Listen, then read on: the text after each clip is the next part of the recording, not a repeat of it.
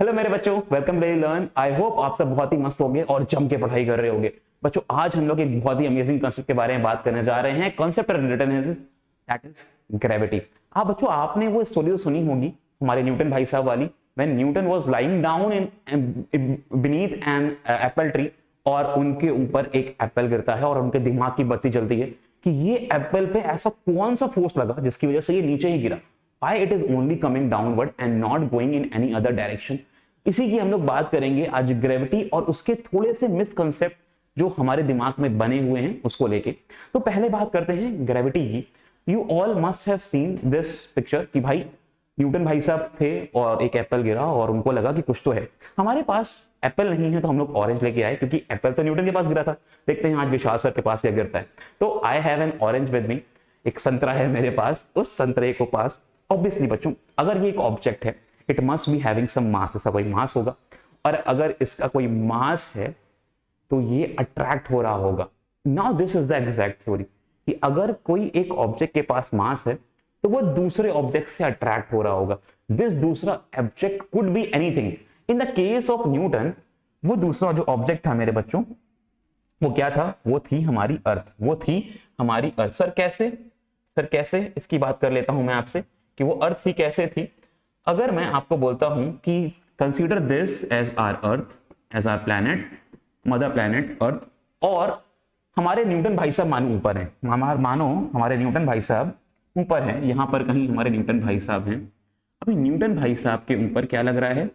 क्या न्यूटन भाई साहब के ऊपर एक फोर्स लग रहा है? भाई साहब ने ये तो कहा कि Newton is getting attracted towards the earth. Reason क्या है बच्चों? रीजन है कि यहां पर न्यूटन भाई साहब के पास कुछ मास है और हमारे अर्थ का भी कोई मास होगा बच्चों, राइट?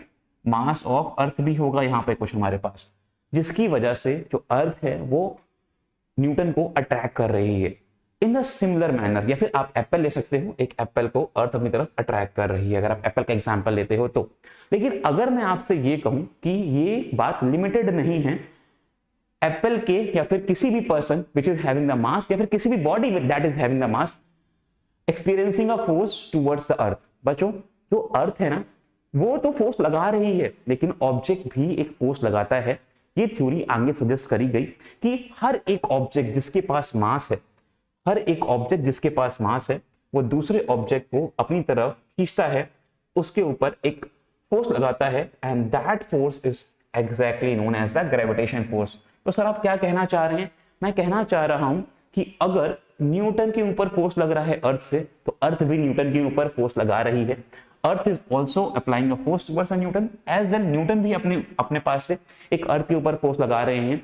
अब आपके पास क्वेश्चन आएगा, then why the earth is not getting attracted towards the earth. इसका एग्जांपल मैं अभी आगे चल के दूंगा आपको, लेकिन आपको फंडामेंटली क्लियर क्या होना चाहिए कि sir any two masses in this universe, any two masses in the universe applying the forces on each other, ये इस पे लगा रहा है और ये इस पे फोर्स लगा रहा है।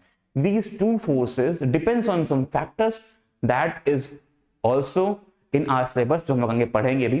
चलते हैं आगे, देखते हैं कि ये जो फोर्स है, ग्रेविटेशन का फोर्स है, ये आता किधर से है, राइट? तो अगर मैं बोलूं कि gravitation where did it come from, आता कहां से है? बच्चों, जो फोर्स है, ये इसका जो एक मेन दायरा है, या फिर एक मेन कॉन्सेप्ट है जिसके थ्रू हम बता सकते हैं कि ये फोर्स एग्जिस्ट क्यों करता है, तो उसके पीछे एक बहुत बड़ा रीजन है, that is the mass. That is the mass. ये बच्चों मास होता है किसी भी ऑब्जेक्ट का, मास ऑफ एन ऑब्जेक्ट। किसी भी ऑब्जेक्ट का मास जो होता है वो अप्लाई करता है force on the other object. Believe नहीं कर रहे ना? बिलीव नहीं कर रहे ना, क्योंकि आपको ये बात हेवियर मासेस से दिखती है। आपको नहीं दिखता कि आपके आगे अगर हाथ में फोन है या फिर आप जिस स्क्रीन देख रहे हो वो आपको अट्रैक्ट कर रही है, बट बिलीव मी, आप उस स्क्रीन को अट्रैक्ट कर रहे हो, वो स्क्रीन आपको अट्रैक्ट कर रही है। Any two object in this universe, any two object, कोई भी दो ऑब्जेक्ट इस यूनिवर्स में आपस में एक दूसरे को अट्रैक्ट कर रहे हैं, एक दूसरे के ऊपर एक ग्रेविटेशन फोर्स लगा रहे हैं। This is what I am trying to convey कि gravity is not only limited to the earth. Earth के रेफरेंस में ही नहीं है कि एक ऑब्जेक्ट गिरेगा तो अर्थ की रिस्पेक्ट में ही गिरेगा, but gravitation forces and gravity is all around us, बाहर भी हैं, पूरे यूनिवर्स का पार्ट है बच्चों। आपने देखा होगा कि हमारे जितने भी प्लैनेट्स हैं they all are revolving in a particular orbit, right? वो एक ऑर्बिट में रोटेट कर रहे हैं। क्या रीजन है? क्या रीजन? यहाँ पे ग्रेविटेशन फोर्सेस नहीं है जिसकी वजह से उनमें एक म्यूचुअल इंटरेक्शन है and they both are moving in a fix position, fix orbit, fix direction, हाँ कि ना? या अगर ऐसा ना होता तो शायद हम लोग का सर्वाइवल भी पॉसिबल ना होता। Earth might not be moving with the same pace और बाकी प्लैनेट्स जो, और सिर्फ 2 ऑब्जेक्ट नहीं, जितने ऑब्जेक्ट हैं वो सारे इसको हेल्प कर रहे हैं, राइट? अब एक क्वेश्चन आएगा, sir what are the factors to which this force on the planet और एनी ऑब्जेक्ट डिपेंड्स? तो हियर इट इज, ये जो बच्चों फोर्स है ये इस फैक्टर पे डिपेंड करता है। What are these factors? Sir एक फैक्टर है हमारा relation between the masses, right? हमारा जो फोर्स है ये मासेस से रिलेट करता है। जितना ज्यादा मास होगा उतना ज्यादा फोर्सेस होंगे। दैट इज द रीजन कि ये ऑरेंज मुझे अट्रैक्ट नहीं कर पा रहा या फिर मैं इस ऑरेंज को अट्रैक्ट नहीं कर पा रहा हूं, लेकिन अर्थ बीइंग सो बिग बॉडी वो इस ऑरेंज को अपने पास अट्रैक्ट करती है, राइट? तो जो बड़े मासेस हैं they are applying the higher forces. तो मासेस इज अ फैक्टर। मैं बोल सकता हूं जो फोर्स है वो मासेस के डायरेक्टली रिलेट करता है बच्चों। तो force does depends on the masses, you can say the product of the masses. और एक और चीज, अगर मैं जो हमारा मास है उससे दूर जाऊं तो हमारे ऊपर फोर्स कम हो जाएगा। जितना मैं दूर जाऊंगा उतने पर मेरे पास फोर्स कम हो जाएगा। सर ऐसा क्यों? It is a very simple analogy.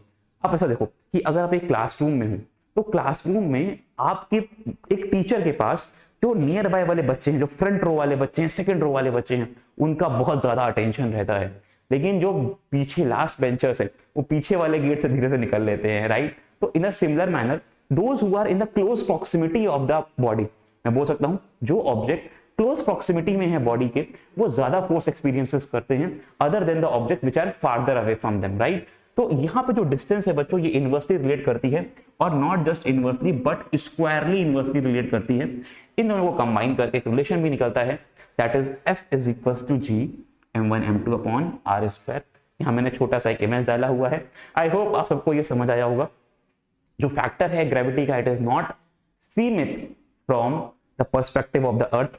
इसके बाहर जाओ, हर एक ऑब्जेक्ट इस दुनिया में, इस यूनिवर्स में, इस ब्रह्मांड में एक दूसरे को अट्रैक्ट कर रहा है and it is not limited. जो ग्रेविटेशन फोर्सेस हैं they are universal gravitation forces, right? That is why it is written universal law of gravitation applicable throughout the universe, applicable throughout the universe. I hope आपको समझ आया होगा। पढ़ते रहो, मस्ती करते रहो, मिलते हैं नेक्स्ट सेशन में। Bye bye.